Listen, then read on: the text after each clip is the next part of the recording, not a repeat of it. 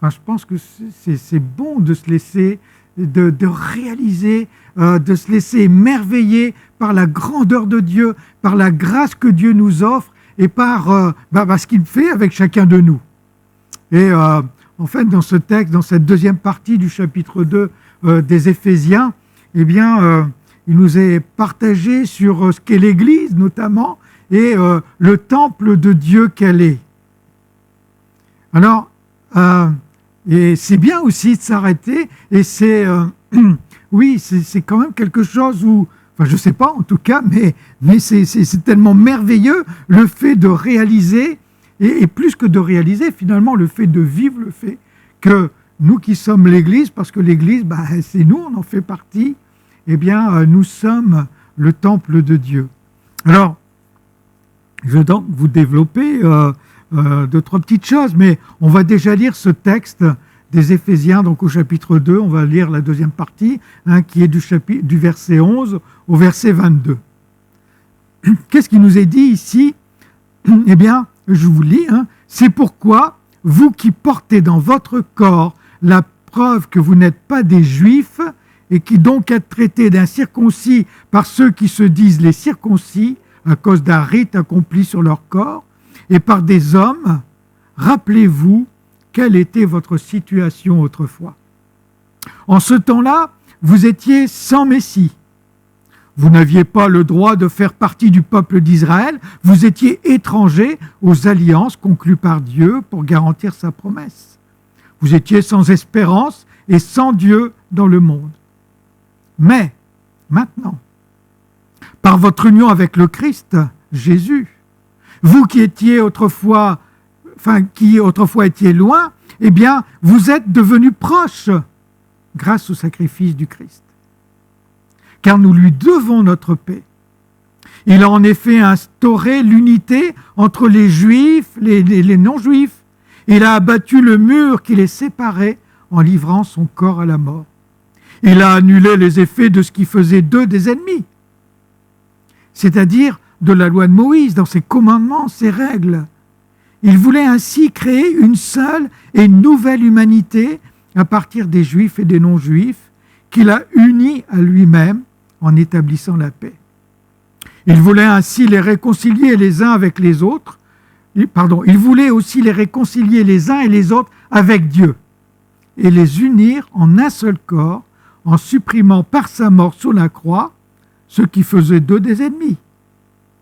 Ainsi, il est venu annoncer la paix à vous qui étiez loin de la paix et à ceux qui étaient proches. Car grâce à lui, nous avons accès les uns comme les autres auprès du Père par le même esprit. Voilà pourquoi vous n'êtes plus des étrangers ou des résidents temporaires, vous êtes concitoyens des membres du peuple de Dieu, vous faites partie de la famille de Dieu. Dieu vous a intégrés à l'édifice qu'il construit sur le fondement que sont les apôtres, ses prophètes, et dont Jésus-Christ lui-même est la pierre principale. En lui, toute la construction s'élève, bien coordonnée, afin d'être un temple saint dans le Seigneur. Et unis au Christ, vous avez été intégrés ensemble à cette construction pour former une demeure où Dieu habite par l'Esprit. Amen. Alors, peut-être que, à la lecture de ce texte, dans un certain sens, peut-être que ça ne nous dit pas grand-chose comme ça, je ne sais pas, mais pour bien comprendre la portée de ce que Paul est en train de dire ici aux Éphésiens, eh bien, il faut remettre les choses quand même dans le contexte, mais ce contexte aussi, finalement, qui nous appartient. Vous le savez, vous êtes chrétien, vous connaissez votre Bible, eh bien, si on remonte quelques millénaires en arrière, voilà, le monde était ce qu'il était, et puis à un moment donné, Dieu a choisi le peuple juif pour qu'il devienne son peuple, le peuple élu. C'est ce que la Bible, l'Ancien Testament, notamment, nous révèle. Et donc ce peuple était un peuple particulier. Le peuple juif, c'était le seul peuple à qui Dieu avait donné cette possibilité au travers des commandements notamment, mais en tout cas, il était ce peuple choisi qui avait cette relation avec le Père, avec Dieu. C'était le seul peuple. Et nous qui sommes païens, on va dire ça, on est les païens, on n'est pas les juifs, eh bien, on n'avait pas accès, si on avait vécu en ce temps-là, en tout cas, on n'avait pas la possibilité d'entrer dans la présence du Seigneur. On ne pouvait pas aller dans le temple, les étrangers ne pouvaient pas aller dans le temple, ne pouvaient pas rentrer en contact avec la gloire de Dieu, parce que la gloire de Dieu remplissait le lieu très saint. Il n'y avait pas cette possibilité-là. Mais il y a quelque chose qui s'est passé, mais Dieu l'avait prévu depuis l'origine. Et en tout cas, à l'époque, les non-juifs ne pouvaient pas avoir le Dieu comme Père. Ce n'était pas possible. Mais maintenant, et ça c'est la première chose que Paul relève ici vis-à-vis des Éphésiens, maintenant, les choses ont changé. Et voilà, je vous disais tout à l'heure, je ne sais pas si vous réalisez, je ne sais pas si, peut-être on est tellement habitué, on se dit, bon, on est chrétien, nous sommes des enfants de Dieu, mais,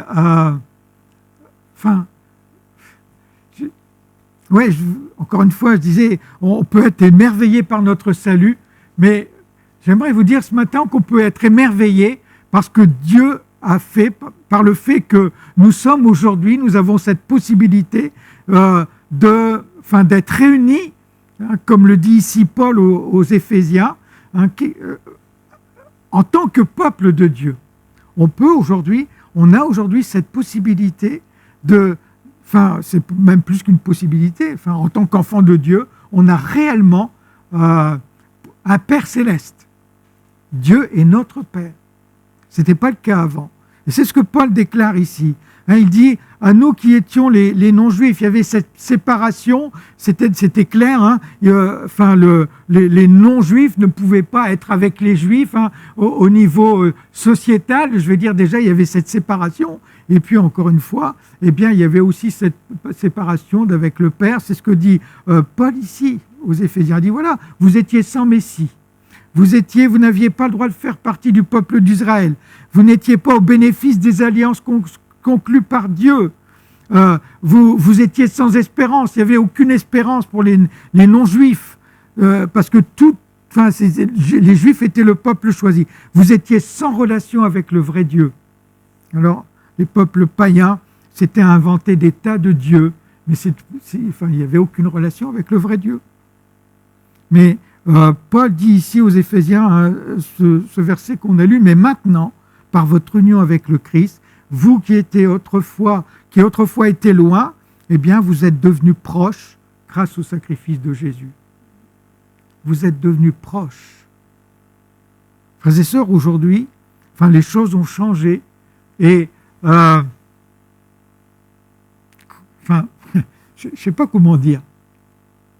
Il me semble que c'est tellement précieux de prendre en considération ce qui s'est passé. Frères et sœurs, comment est-ce que je peux être émerveillé par mon salut, c'est vrai. Mais être émerveillé par le fait qu'aujourd'hui, je fais partie du peuple de Dieu, c'est quelque chose qui devrait aussi nous émerveiller. Aujourd'hui, je suis, l'enfant de Dieu que je suis, a cet accès qui est possible avec mon Père Céleste. Aujourd'hui, mon frère, ma sœur, tu peux venir chaque jour devant lui, tu peux venir lui parler, on appelle ça prier, mais c'est un dialogue que tu as avec Dieu, tu parles à Dieu, Dieu te parle, et c'est quelque chose qui est un cadeau qui nous a été fait le jour où Jésus est venu, et il a donné sa vie pour chacun de nous. Ce n'était pas le cas avant. Ce matin, on a pris la Sainte Seine. Et de la même façon, un peu comme Élie disait, on peut venir dans l'église dans une forme, de façon organisationnelle, je vais dire ça comme ça, humaine. Et puis on peut prendre la Sainte Seine comme ça. Et puis parce que voilà, on est chrétien, on prend la Sainte Seine. Mais en réalité, il y a quelque chose qui est tellement plus glorieux. C'est qu'aujourd'hui, je veux dire, grâce à ce que Jésus a fait, parce qu'il est mort sur la croix pour moi, parce qu'il est ressuscité, aujourd'hui, réellement, je suis celui qui fait partie du peuple de Dieu. C'est pas quelque chose de naturel. Aujourd'hui, c'est plus comme autrefois. Autrefois, il y avait, je ne pouvais pas être en relation avec le Seigneur. Aujourd'hui, je peux. D'ailleurs, pourquoi est-ce qu'on se priverait tellement? Pourquoi il y a tant de chrétiens qui se privent de cette relation avec le Seigneur? Pourquoi il y a tant de chrétiens, j'ose dire ça comme ça, qui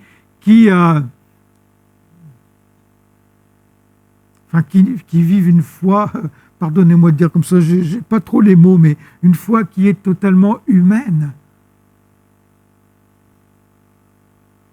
Aujourd'hui, nous sommes dans cette relation, nous avons d'ailleurs, quand Jésus est mort sur la croix, vous savez, il y a le voile dans le temple, le voile qui séparait le lieu saint du lieu très saint, qui s'est déchiré. Mon frère, ma sœur, c'est quelque chose de merveilleux aujourd'hui. J'aimerais qu'on puisse réaliser ce matin qu'on a... c'est un cadeau extraordinaire, c'est quelque chose de merveilleux. Tu as le droit de parler au Père. Tu as le droit de vivre une relation avec le Père Céleste. On ne pouvait pas avant. Est-ce qu'on s'est habitué à ça? Est-ce que pour nous, c'est quelque chose de normal? Mon frère, ma sœur, ce n'est pas quelque chose de normal. C'est un cadeau que Dieu t'offre. C'est un cadeau que Dieu te donne. Et qui nous a été offert par Jésus-Christ. Frères et sœurs, en devenant chrétiens, en proclamant que nous sommes des chrétiens aujourd'hui, on proclame qu'on est en train de vivre avec un Dieu grand et glorieux. On proclame qu'on est au bénéfice d'un cadeau extraordinaire que Dieu nous fait. Une relation avec lui.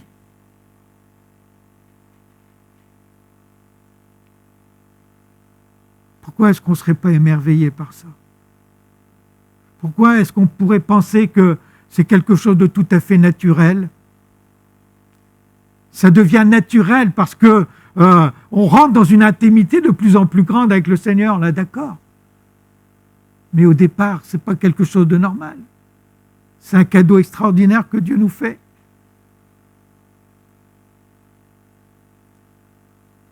Jésus-Christ, alors qu'il est mort sur la croix, et c'est ce que Paul dit ici aussi dans cette deuxième partie d'Épître aux Éphésiens, il va dire, au verset 14, « Nous lui devons notre paix. » Il a instauré l'unité entre les Juifs et les non-Juifs, et il a abattu le mur qui les séparait. Si on regarde en grec, on pourrait dire, c'est par lui qui est notre paix. Au verset 15, il va dire, il voulait ainsi créer une seule et nouvelle humanité à partir des Juifs et des non-Juifs, qu'il a unis à lui-même en établissant la paix. Je ne sais pas comment on peut réaliser ça. Encore une fois. Il faut qu'on réalise ce que Dieu, dans le peuple juif qui est le peuple aimé de Dieu, le peuple choisi,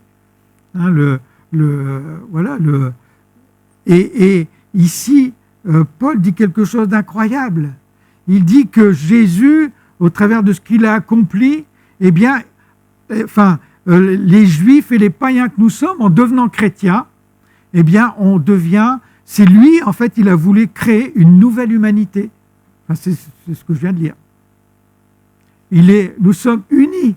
On est la même famille. Les chrétiens, qu'on soit juifs ou non-juifs, on est la même famille. On est cette nouvelle humanité. Le sacrifice de Jésus-Christ sur la croix a produit quelque chose de glorieux. Il a produit un changement d'alliance. C'est pour ça qu'on parle de l'ancienne alliance et de la nouvelle alliance. Frères et sœurs, il n'y a plus de... Aujourd'hui, entre les juifs et les non-juifs, il n'y a plus cette... Enfin, en tout cas, en tant que chrétien, il n'y a plus cette hostilité qui existait à l'époque. Nous sommes intégrés au peuple de Dieu. Jésus-Christ a créé ce lien, une réconciliation. Frères et sœurs, aujourd'hui, nous sommes les uns et les autres des enfants de Dieu.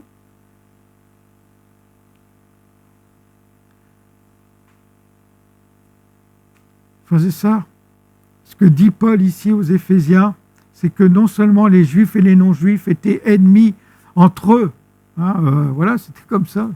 Ça existe encore aujourd'hui d'ailleurs, mais pas les vrais chrétiens, dans le monde chrétien en tout cas, mais ils étaient aussi, les Juifs de l'époque, du temps de Jésus, ils étaient devenus aussi, malgré qu'ils étaient le peuple choisi de Dieu, eh bien ils étaient aussi devenus des ennemis de Dieu.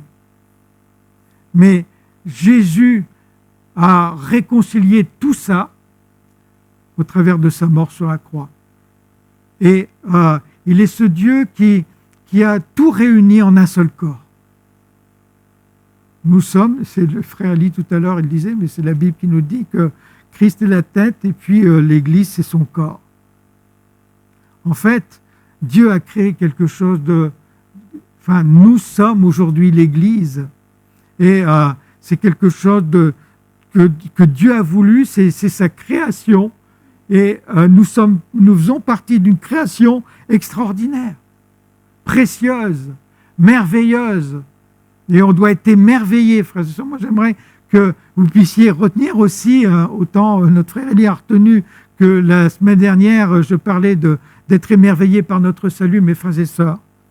Ce matin, j'aimerais vous dire que si vous pouvez vous rappeler, retenir le fait qu'on doit être aussi émerveillé par l'Église. Nous sommes l'Église. Et l'Église, c'est quelque chose de tellement précieux parce que c'est Dieu qui l'a voulu, c'est Jésus qui l'a construit. Et c'est ce que Paul nous laisse ici dans ce texte aussi. Il va prendre, je veux dire comme ça, 3 images pour nous parler de cette dimension d'église. Au verset 19, il va dire: voilà pourquoi vous n'êtes plus des étrangers ou des résidents temporaires, vous êtes concitoyens des membres du peuple de Dieu. Grâce à la mort de Christ, les non-juifs que nous sommes ont obtenu le statut de citoyens du peuple de Dieu. On est des citoyens du ciel, frères et sœurs. Oui, c'est vrai, on marche sur terre, mais on est aussi citoyens du ciel. Aux Philippiens, au chapitre 3, verset 20, Paul va dire quant à nous, notre citoyenneté est dans les cieux, et de là nous attendons comme sauveur le Seigneur Jésus-Christ. Alors, ce texte aux Éphésiens notamment, pour comprendre un peu la portée de ce que Paul veut dire ici aux Éphésiens, il faut savoir qu'à l'époque, les habitants d'Éphèse, tout au moins la plupart des habitants d'Éphèse n'avaient pas la citoyenneté d'Éphésiens. C'était réservé ceux qui avaient, et donc du fait qu'ils n'avaient pas la citoyenneté pleine, ils avaient certains droits, mais ils n'avaient pas tous les droits et puis tous les avantages d'être éphésiens à part entière, d'avoir la citoyenneté d'Éphésiens. En fait, c'est les notables qui l'avaient. Et donc, quand Paul prend ici cette image, qu'il est en train de parler aux Éphésiens, ça donnait un éclairage particulier. Et frères et sœurs, mais quelque part, cette image, elle est vraie aussi pour nous. Frères et sœurs, si le fait d'être devenu citoyen du ciel, ça veut dire qu'on a les droits, les droits du citoyen du ciel. On a tous les avantages, tous ces gens qui habitaient Éphèse n'avaient pas droit à tous les avantages parce qu'ils n'étaient pas citoyens. Mais de la même façon, frères et sœurs, si on n'est pas citoyen du ciel, eh bien, on n'a pas tous les avantages de citoyen du ciel. Mais aujourd'hui, grâce à ce que Jésus a accompli, eh bien, nous sommes les citoyens du ciel. La semaine dernière, on partageait dans les textes que nous avions lus ensemble, donc cette première partie du chapitre 2, le fait que, nous sommes aussi, on parlait de l'Église céleste, et c'est Dominique Angers qui dit ça comme ça, il dit voilà, on a la tête dans le ciel et les pieds sur terre. On vit dans notre condition terrestre, mais on a en même temps cette vie dans cette dimension céleste. Et frères et sœurs, on est des citoyens du ciel. Même si on vit sur cette terre. Et on a le citoyen du ciel que je suis, eh bien, il a les avantages de la citoyenneté céleste. Être chrétien, on peut être chrétien de nom. C'est un peu comme si, comme les Éphésiens qui n'avaient pas tous les avantages de la citoyenneté d'Éphésiens, mais si on est chrétien, pas seulement de nom, mais chrétien parce que notre vie reflète notre engagement de chrétien, que on est vraiment racheté, sauvé au travers du sacrifice de Jésus, eh bien on a tous les avantages, on est citoyen du ciel. On a tous les avantages de la citoyenneté du ciel. Nous sommes déjà assis avec Christ dans les lieux célestes, par exemple. Assis avec Christ dans les lieux célestes, je vous rappelle par exemple que Paul va dire que déjà, Dieu a mis sur les pieds de Jésus, il est au-dessus de toute autorité. Être citoyen du ciel, ça nous ouvre des perspectives qu'on doit prendre et qui sont merveilleuses. Et puis, il y a aussi un autre élément, c'est la deuxième partie du verset 19. Il va dire, et maintenant, vous faites partie de la famille de Dieu. Nous faisons partie de la famille de Dieu. Et je vous disais tout à l'heure,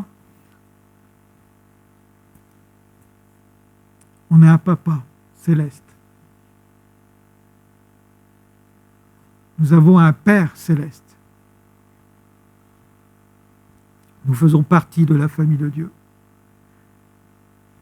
Je sais qu'aujourd'hui, malheureusement, il y a énormément de familles qui sont, on va le dire comme ça, qui ne sont pas tellement représentatives sur Terre. Et une des raisons, c'est aussi à cause de l'abandon des fondements de notre civilisation chrétienne, judéo-chrétienne. Mais dans une vraie famille, et nous sommes, en tant qu'enfants de Dieu, une vraie famille. Dans une vraie famille, on est vraiment frères et sœurs. On s'appelle frères et sœurs. Mais on est vraiment frères et sœurs. C'est-à-dire que on s'aime les uns les autres. Alors bien sûr, on a des caractères différents. Quelquefois, on peut s'offenser les uns les autres, mais justement, si on s'offense les uns les autres, on peut aussi se pardonner les uns les autres. Dans la famille, on se soutient les uns les autres. Dans la famille, on vient au secours les uns des autres. Dans la famille, on est préoccupé par ce qu'est l'un et l'autre. On est important les uns pour les autres dans la famille.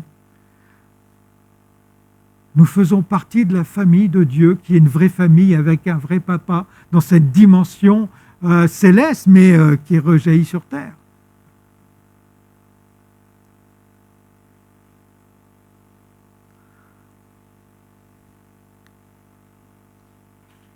Ça, c'est la vraie famille de Dieu. Et puis, dans ce texte, peut-être la chose la plus importante que Paul va faire apparaître, eh bien, c'est ce que nous lisons au verset 20. À partir du verset 20. Voilà ce qu'il va nous dire.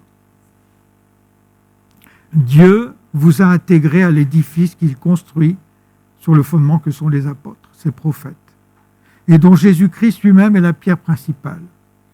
En lui, toute la construction s'élève, bien coordonnée, afin d'être un temple saint dans le Seigneur.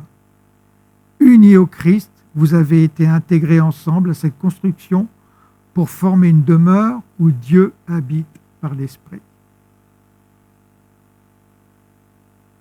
Dieu habite au milieu des chrétiens de toute origine.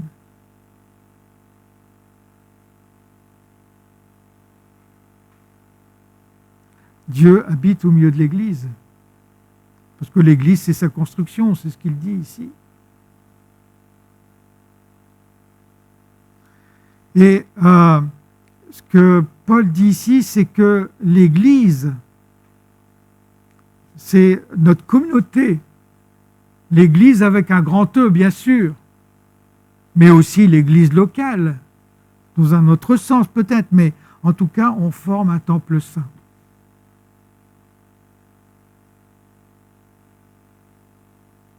On forme un temple saint tout à la gloire du Père.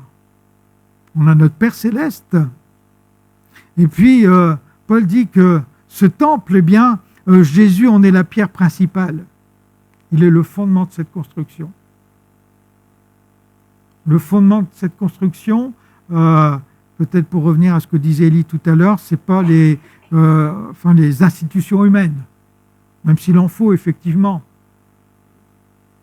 Le fondement de la réalité de ce qu'on est, ce qui nous unit, ce qui fait de nous des enfants de Dieu, eh bien, c'est ce que Jésus fait avec nous. C'est ce que nous sommes. Nous sommes ce temple.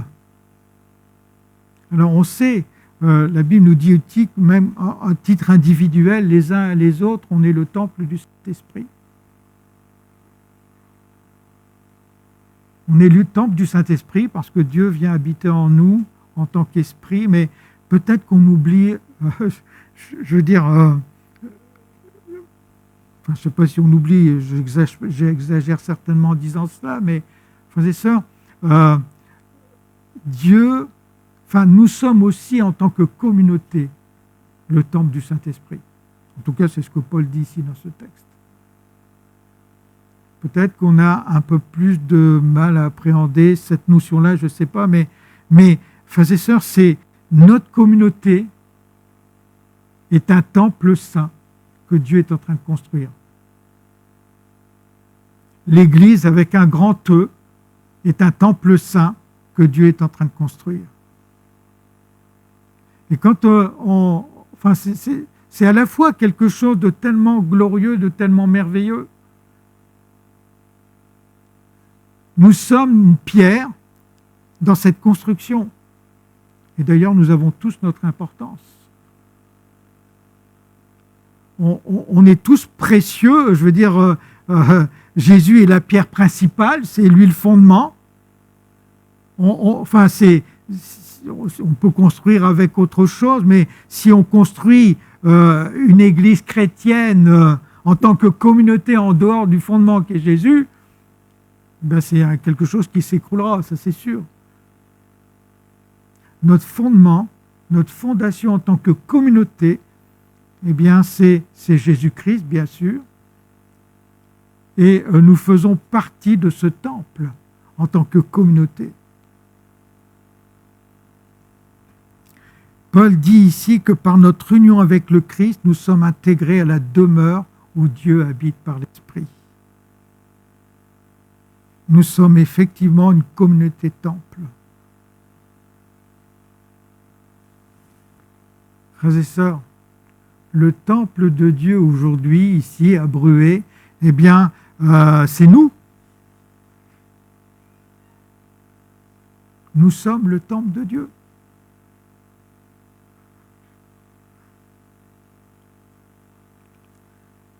Et ça, c'est une notion que Paul développe particulièrement d'ailleurs aux Éphésiens.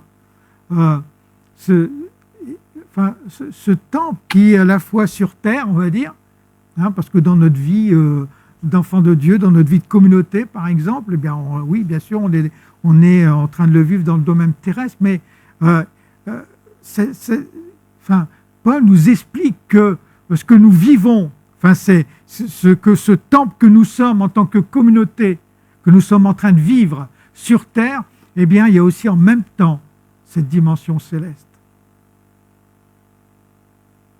Alors, frères et sœurs, cette construction que Dieu fait, que Jésus est en train de faire, il est la tête. Elle est précieuse. Je ne sais pas si vous pouvez réaliser à quel point le temple que Dieu est en train de construire est précieux à ses yeux. Je ne sais pas si on peut réaliser ça, mais en tout cas, Seigneur, aide-moi à saisir cette notion-là. Parce que ce que je suis en train de vivre dans ma communauté aujourd'hui est quelque chose qui t'honore toi, qui te glorifie. Et puis, c'est quelque chose en même temps que toi, tu es en train de faire. Et je vous rappelle, frères et sœurs, que le temple que Dieu fait, c'est un temple saint. Est-ce que vous vous rendez compte que, est-ce qu'on ne pourrait pas être émerveillé par l'importance que nous avons, les uns les autres, pour la gloire de Dieu? Peut-être qu'on peut se dire, par exemple, faire partie de la communauté, ok, finalement, oui, je vis, je suis au bénéfice, d'accord, des frères et des sœurs, c'est vrai, c'est bien, et puis ça apporte certains avantages, on peut s'entraider les uns les autres, on peut prier les uns pour les autres, mais il y a tellement plus que ça. Nous sommes un temple saint. Ce que nous vivons, ce que nous sommes en train de vivre ce matin, ce temps de louange que nous avons vécu, par exemple, eh bien, c'est ce parfum qui est en train de se répandre dans le ciel en même temps. Parce que c'est les choses que nous vivons sur cette terre, eh bien, il y a cette connexion avec ce temple céleste. Le temple saint. Seigneur, donne-nous de nous laisser émerveiller par cette notion-là.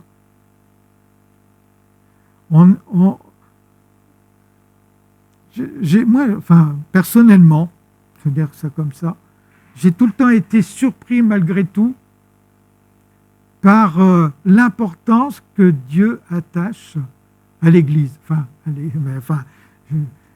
Je suis peut-être un peu bête en disant ça, parce que l'Église, c'est son corps, donc c'est normal qu'il attache de l'importance, mais dans ma petite tête, je me disais, mais ce qui est important pour Dieu, c'est que moi, en tant qu'individu, eh bien, je me donne à lui, et puis je veux vivre sous son autorité, je veux vivre en me laissant conduire et diriger par lui. Et en disant cela, je ne dis rien d'injuste, et c'est vrai. Mais en réalité, autant c'est vrai, mais autant Dieu nous révèle dans sa parole qu'il y a plus que ça. Il nous révèle dans sa parole que la communauté que nous formons a autant d'importance à ses yeux. Et on peut parler des communautés locales, mais on peut parler aussi, bien sûr, de l'Église avec un grand E.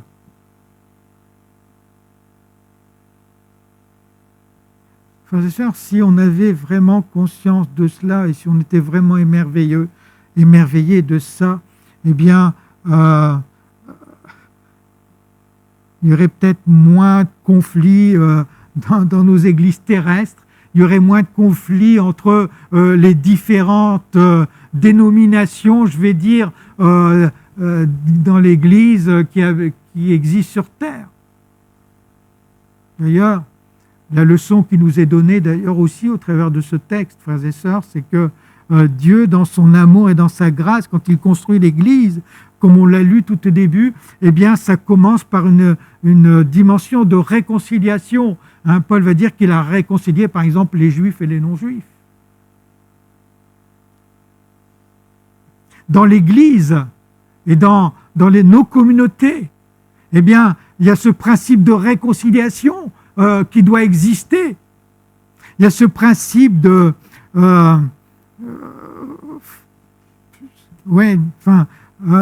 réconciliation d'ailleurs aussi qui doit exister entre les différentes dénominations.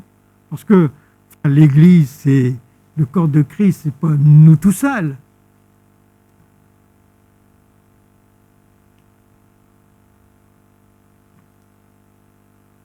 Est-ce que je suis émerveillé ce matin par le fait que je réalise que moi, l'individu que je suis, bien sûr, je suis le temple de Dieu, mais que la communauté que nous sommes, elle est le temple de Dieu. Parce que si je réalise ça, eh bien, déjà, ce vécu entre frères et sœurs, c'est ce relationnel que Dieu veut, parce que Dieu est un Dieu de relation. Eh bien, on va le prendre en compte. Il sera important pour nous, parce qu'il est important pour Dieu. Nous sommes le temple. Notre communauté, comme toutes les communautés qui appartiennent au Seigneur, elles sont cette construction que Dieu est en train de mettre en place. Et on a vu dans ce texte d'ailleurs que, en lui, Jésus-Christ alors au verset 20 nous dit que Dieu vous a intégré à l'édifice qu'il construit. C'est lui qui est en train de nous construire. C'est lui qui est le maître de tout. D'ailleurs, c'est pour ça qu'on dit que Jésus est la tête. C'est à lui qu'on veut obéir. C'est vers lui qu'on veut tourner nos regards. C'est lui qui est notre fondation. C'est lui qui nous réunit. C'est lui qui conduit les choses.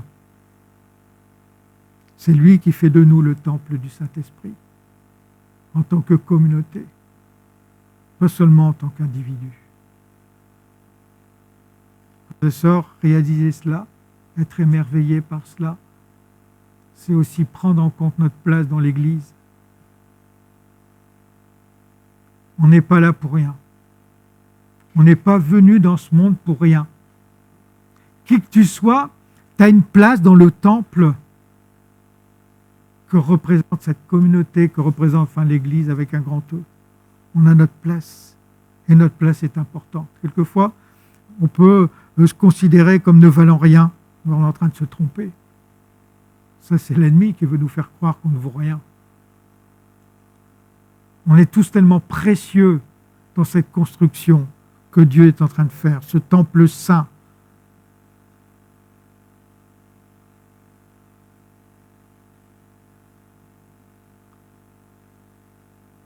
Frères et sœurs, j'aimerais vous encourager ce matin, au travers de ce texte, à pouvoir être émerveillé par ce que représente cet aspect communautaire, l'Église aux yeux de Dieu.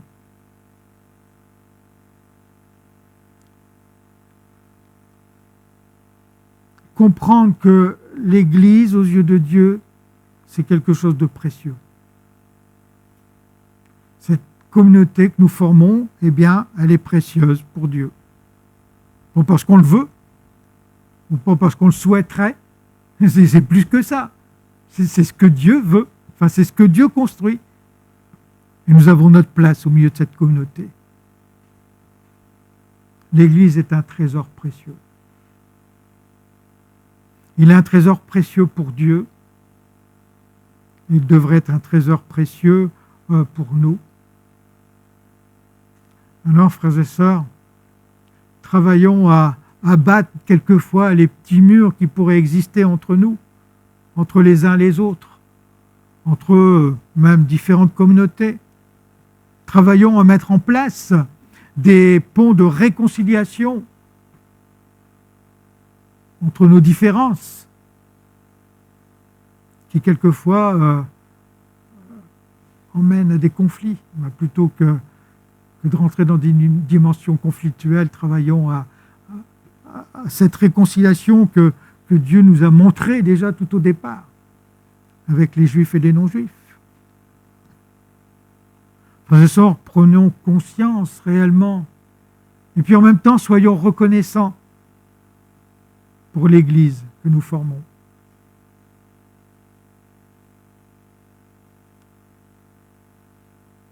Si on regarde notre communauté aujourd'hui, par exemple ce matin, on pourrait peut-être se dire, mais on n'est rien du tout, on est tellement peu, il y a tellement d'absents au milieu de nous ce matin. Et peut-être que plutôt que de regarder ça ou de constater ça, on peut se laisser émerveiller par le fait que Dieu fait de nous une communauté qui est ce temple qui glorifie son nom. Dieu n'est pas limité, encore une fois, par ce que nous sommes. Alors soyons conscients, frères et sœurs, et reconnaissant que l'Église locale, eh bien, elle est aussi en même temps cette communauté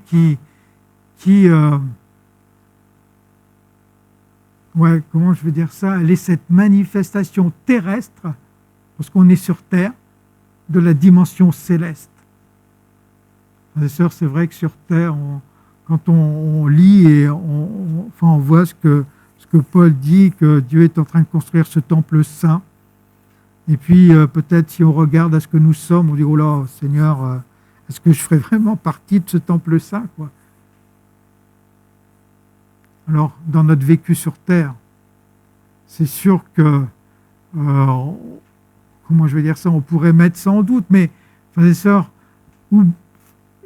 c'est parce qu'on doit prendre en compte le fait que nous sommes à la fois dans cette dimension terrestre avec toutes nos limites, mais qu'en même temps, nous vivons cette dimension céleste parce que, comme dit Paul, de nouveau, je vous le répète, aux Éphésiens, que nous sommes aujourd'hui déjà assis dans les lieux célestes. Faire partie de l'Église, faire partie de cette communauté en tant qu'enfant de Dieu, je ne parle pas en tant que quelqu'un qui se dit chrétien, se dire chrétien, ça n'a aucun sens en fait, mais vivre le fait d'être un enfant de Dieu, être réellement cet enfant de Dieu, eh bien, frères et sœurs, nous sommes déjà dans cette Église céleste, on est ceux et celles qui régnons déjà avec le Christ. C'est pas moi qui le dis. Si vous contredisez ça, allez le dire à l'apôtre Paul. C'est merveilleux, frères et sœurs, l'Église. Je parle de la vraie Église. Et peut-être que, justement, on doit tourner nos yeux vers le ciel, prendre conscience, encore une fois, comme je disais, de la grandeur, même si elle nous dépasse. Parce que, encore une fois, frères et sœurs, je ne sais pas comment dire, mais j'aimerais tellement, frères et sœurs, que tu prennes conscience ce matin que, toi, tu es tellement précieux aux yeux de Dieu. Tu es tellement cette pierre qui fait partie de cet édifice que Dieu, c'est Dieu, te prend dans ses mains et puis il te met à sa place dans la construction du temple. Tu fais partie dans les mains de Dieu de cet élément qui construit le temple. Et puis en même temps,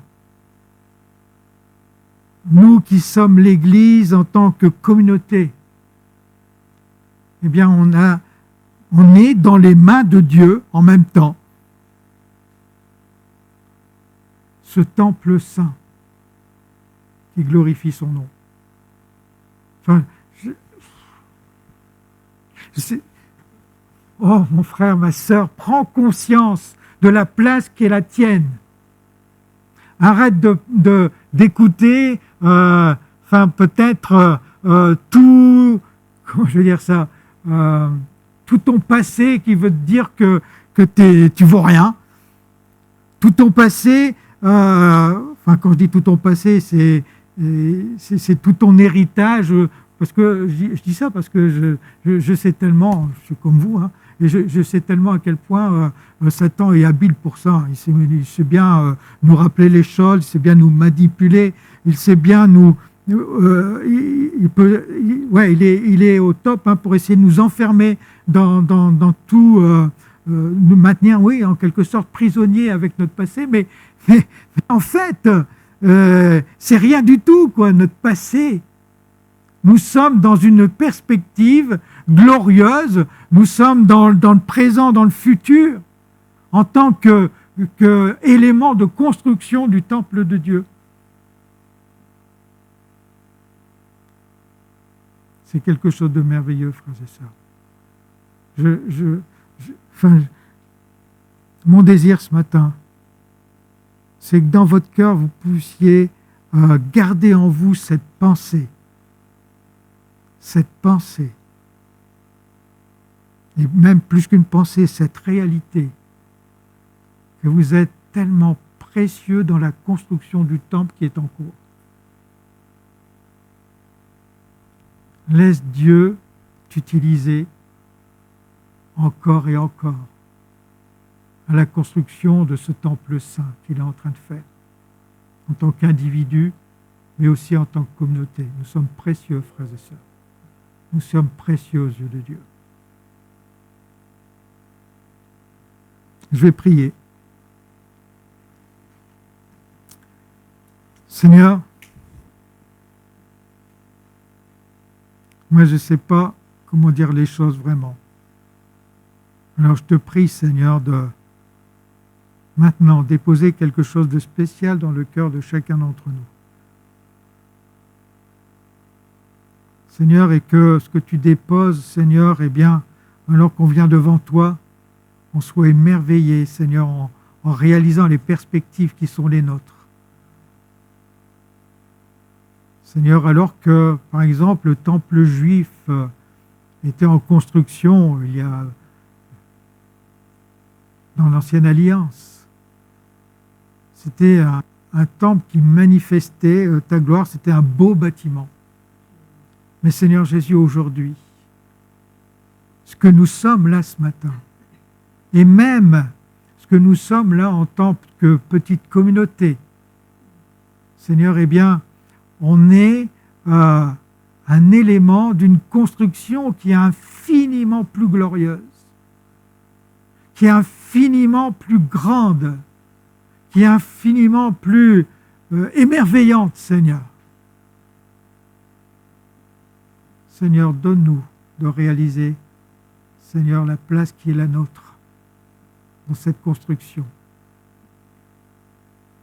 Et Seigneur, que cela soit pour chacun de nous, Seigneur, quelque chose qui vient briser, Seigneur, tous les mensonges que l'ennemi de nos âmes veut essayer avec lesquels l'ennemi de nos âmes veut nous enfermer, veut nous limiter.